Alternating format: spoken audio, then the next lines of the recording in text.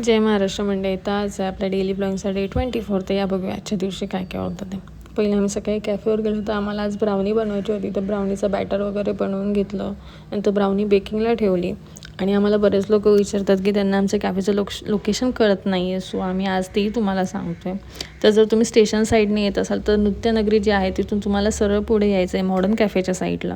पुढे आल्यावर ते तुम्हाला मॉडर्न कॅफे दिसेल. तिथून थोडं अजून पुढे सरळ यायचं आहे आणि मग तुम्हाला TJSB बँक, परत लिज्जत पापड आणि SBI बँक हे वगैरे लागेल. तर SBI बँकच्या एक्झॅक्ट अपोजिट साईडला म्हणजेच आपल्या लेफ्ट हँड साईडला एक छोटासा रस्ता जाईल. त्या रस्त्यातून तुम्हाला सरळ आत यायचं आहे आणि मग सरळ आत आलात की तुम्हाला विसावा करून एक नवीनच टावर झाला आहे तो दिसेल. मग त्या टॉवरच्या शॉप नंबर 9मध्ये आहे आपलं शॉप. आणि जर तुम्ही डोंबिवलीच्या आतून येत असाल म्हणजे बागशाळा साईडने वगैरे तर बागशाळा ग्राउंडच्या इथून सरळ आलात आणि हॅपी मॅनचा जो स्टॅच्यू आहे तिथून तुम्हाला सरळ यायचं आहे आणि सरळ आलात कीच तुम्हाला आपलं पहिलंच शॉप दिसेल. तर आय होप तुम्हाला आजच्या ब्लॉगमध्ये समजलं असेल की आपलं लोकेशन काय, कारण की बरेच लोक मला लोकेशनबद्दल विचारत असतात. आणि त्यानंतर आम्ही तोपर्यंत ते सगळं करून कॅफेवर आलो तर आमची ब्राउनीसुद्धा बेक झालेली होती.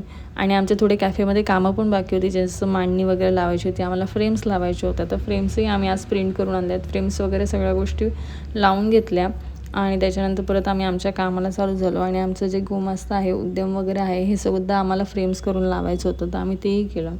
ते झाल्यानंतर आम्ही ब्राउनी टेस्ट केली आणि ब्राउनी सगळ्यांनाच खूप आवडली. ॲज युजल आमचे कस्टमर्स यायला चालू झाले आणि मग ते सगळं चालू झाल्यानंतर आम्ही परत थोडंफार शूट करायला विसरलो होतं. पण नाही, आजच्या ब्लॉगमध्ये बऱ्याच साऱ्या गोष्टी आम्ही कवर करायचा प्रयत्न केला आहे. आम्ही फीडबॅक पण घेत होतो लोकांकडून आणि आम्हाला काय इम्प्रूव्हमेंटची गरज वगैरे आहे या सगळ्या गोष्टी घेतल्या. त्याच्यानंतर परत क्राऊड वगैरे वाढलं आणि फायनली आजचा डे खूप छान गेला. त्यानंतर इव्हनिंगला आमच्याकडे एक फूड ब्लॉगर आले, नेहा शेलार करून नावाचे.